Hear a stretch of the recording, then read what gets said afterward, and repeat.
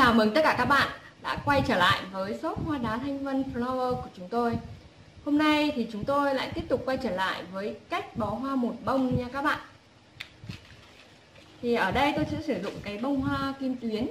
Thường là hoa một bông á, thì là mình yêu cầu cái hoa nó to một chút. Do đó tôi sử dụng cái hoa kim tuyến này thì nó sẽ to. 2 nhánh lá táo và một cái cành cỏ điểm này, điểm đuôi công này.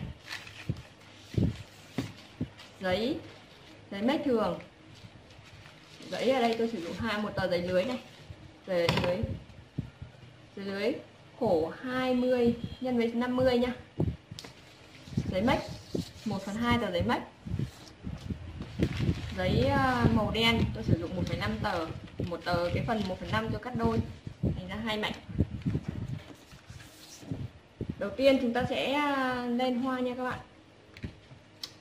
Chúng ta sẽ sử dụng cái sáp này. Sau đó chúng ta để cái cành đuôi công này đằng sau.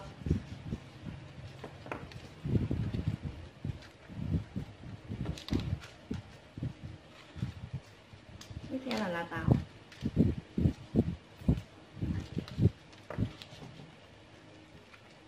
Tôi sẽ thử để mà 2 cành lá táo, một cành thấp một cành cao nha.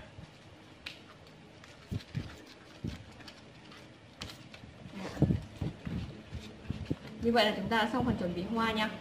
Tiếp theo đến phần giấy gói thì chúng ta sẽ sử dụng cái tờ giấy nguyên này. Chúng ta gấp chéo như thế này. Đấy, chúng ta gấp thành như thế này nhé. Tiếp theo chúng ta để bông hoa của chúng ta vào.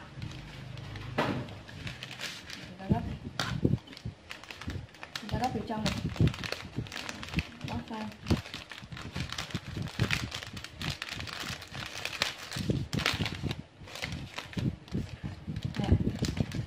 Sau đó chúng ta buộc lại.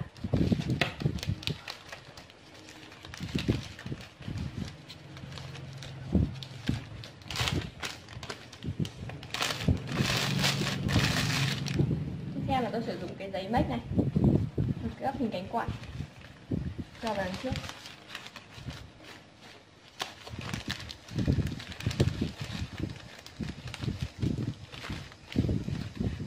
Sau đó tôi buộc lại.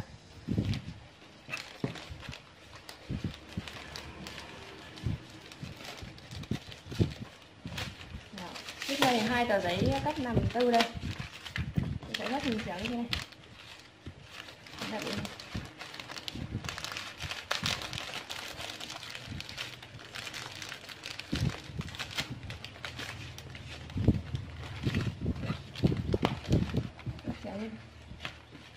Chúng ta để lên đây.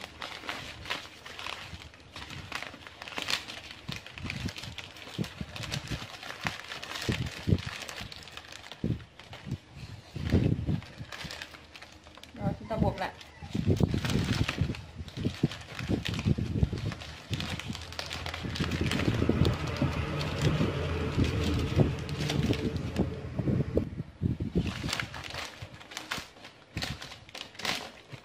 Đó, khi buộc xong thì chúng ta được như thế này. Còn ở phần ở dưới này chúng ta sẽ sử dụng 2 tờ giấy nữa. Chúng ta gấp lại. Cái phần bọc này chủ yếu là chúng ta giữ cho lên cái góc này như thế này.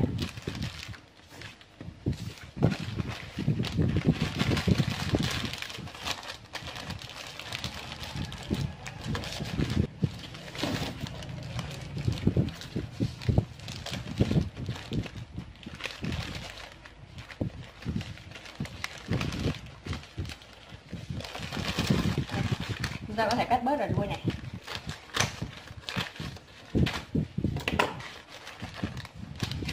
Sau khi chúng ta buộc xong cái này và cắt đuôi rồi thì chúng ta sẽ sử dụng cái tờ giấy lưới này. Chúng ta gấp lại chéo như này. Sau đó chúng ta cho vào trước này.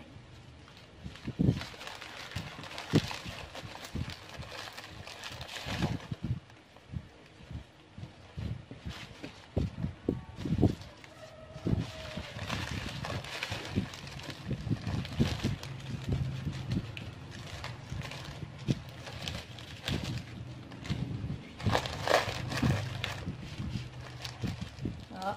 Sau đó chúng ta sẽ buộc nơ.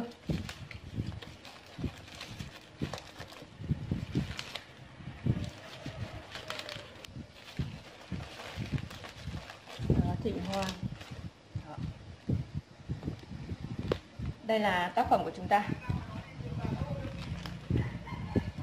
Nếu như các bạn có thắc mắc gì thì các bạn hãy comment ở bên dưới, tôi sẽ trả lời các bạn nha các bạn. Các bạn nhớ đăng ký kênh để cập nhật những cái video mới của chúng tôi nha các bạn.